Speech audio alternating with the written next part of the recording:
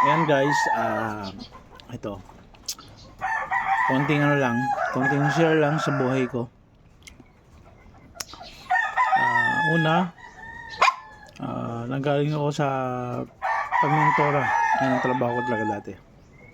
Sa akong pintor at nag-maintain lang sa mga kwarto. Una sa Manila Peninsula, 5 years ako ron. Sunod sa Shangri-La, ilang buwan lang ako dun, mga 3 months, 4 months, tapos nakapasok ko sa Hanina Hotel. Ano lang, isang buwan lang nag-resign agad ako kasi tumawag sa akin yung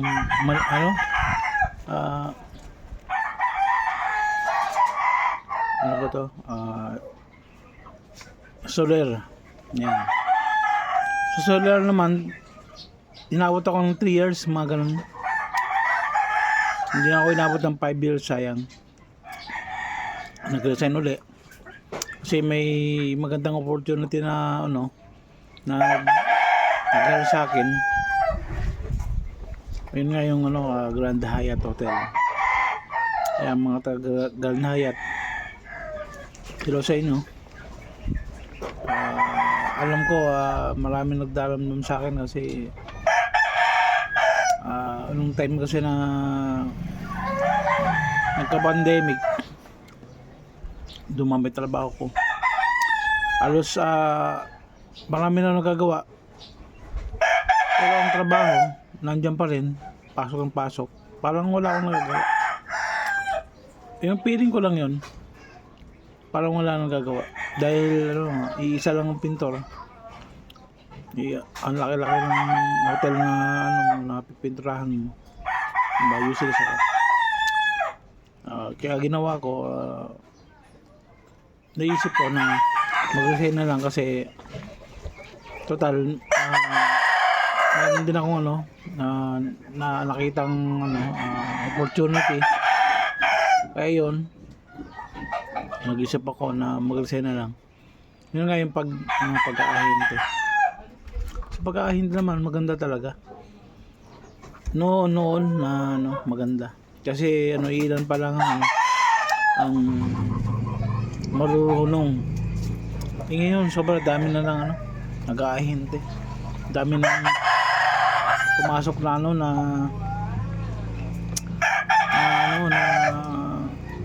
ano ba tawag ito? Mga real estate.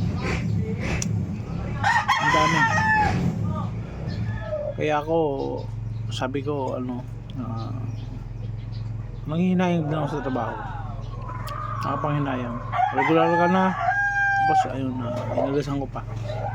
Pero, thanks God pa rin kasi medyo sa tagal nitong pagtatrabaho na to, siyempre mayroon kaming konting mga naipon, mga gamit, mga bahay, ganyan, sakyan, konting konting financial na naitulong sa amin ng real agent o freelance. Kaya nagpapasalamat nga ako kasi kahit pa paano, siguro kung nandun ako sa trabaho ko dati, inabot ako ng sakit na ganito. Ewan ko lang kung malampasan pa namin kasi gastos. Ito lang, gastos yung ang sakit na ganito. Stroke. Sa mga hindi po nakakaalam, ako po ay stroke survivor. Pasensya ka lang kasi medyo bull ako. Pero ayun po ang nakuha ko dito. Sobrang kasi daming pagkain nung araw na yun. Ano mo kinain ko? Barbecue. Ano ba yun? Yung mga seafood. taba ng baboy, yung lechon belly. Grabe, no? Tapos balot, yan pa. Yung pinakahuli kong kinain balot, mga 3 balot yata yun. Yan na dinatnan ako ng stroke. Hindi talaga mild stroke, as in stroke. Kasi yung kaliwang utak ko, meron na daw dugo, mga lagpas kalahating baso. Sabi nga ng doktor na ano na daw operahan na daw ako. Pero sabi ng asawa ko na parang hindi pumayag ang asawa ko na buksan yung ano ko, yung ulo ko. Hindi siya pumayag. Ginawa niya, sabi niya, Dok, baka pwede pang i-check ulit ang asawa ko. Baka pwede sa gamot na lang magawa. Kasi ang kalahating katawan ko talaga kanan. Hindi na makakilos. Kahit yung kaliwa ko hindi rin. Wala, hindi ko nga masyadong kilala yung mga tao eh. Kasi yung dinadala ako sa hospital, umihi na ako, tas sumuka. Tapos hindi ko alam, yung katawan ko talaga hindi mabuhat. Hindi ko kaya mag-isa. Tinulungan lang ako ng nila, yung mga nagdala sa akin. Binitbit nila ako punta ng hospital. Pero sabi ng wag daw ako matutulog. Kasi pag natulog ako, ayun, wala na. Palang hirap. Napunta ako sa isang hospital, Antipolo Doctors. Ayan. Nasikaso naman nila ako. So, tinanggihan nila ako. Kaya nilabas kami doon sa hospital na yun. Tapos naghanap ulit kami ng ibang hospital. Pero talagang wala talaga ako. Yung pakiramdam ko talagang hindi ako makapagsalita. Hindi ko alam lahat. Kasi yun, habang talagang lalabanan ko wag daw ito matulog, gano'n. Hanggang punta kami sa ibang hospital. Pagpunta sa ibang hospital, tinanggihan na naman ako. Sa ibang hospital, tinanggihan na naman.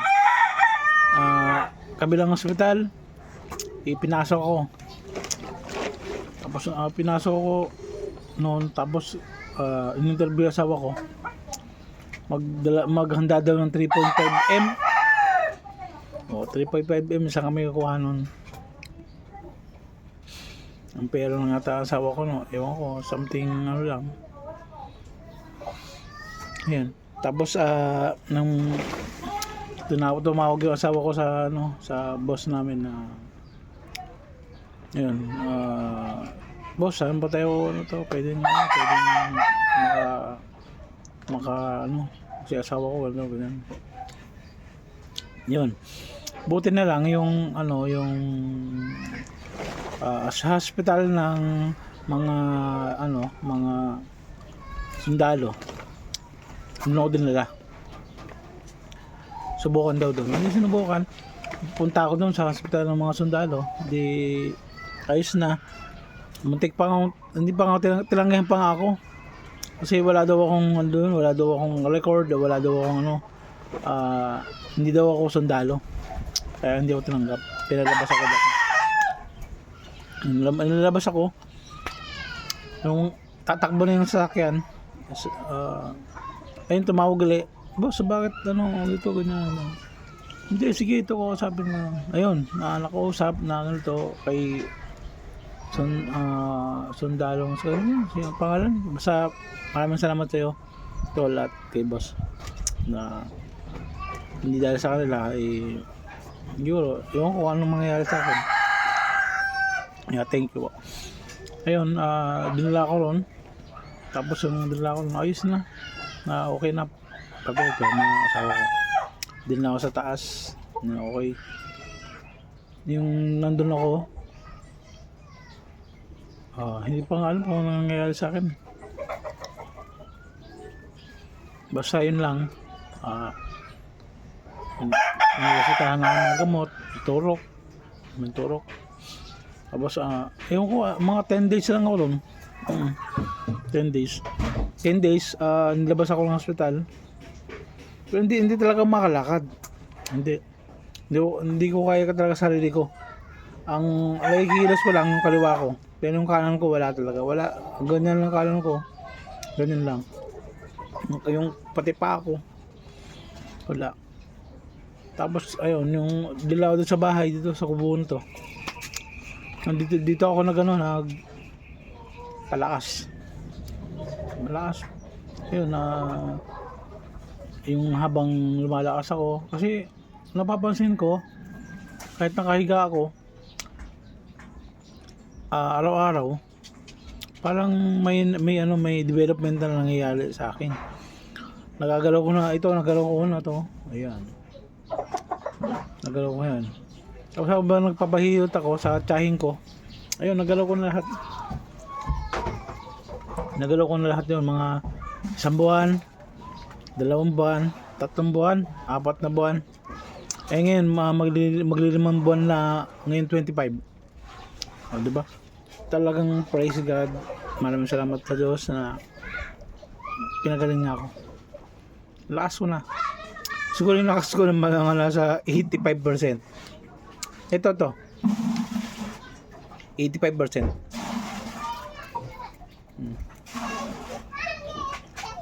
Ngayon konting konting manhid lang sa paa. Yun lang. Tapos yung panalita ko, medyo konting bulol. Pagpasensya nyo na. Diba? Ayun po. Thank you guys.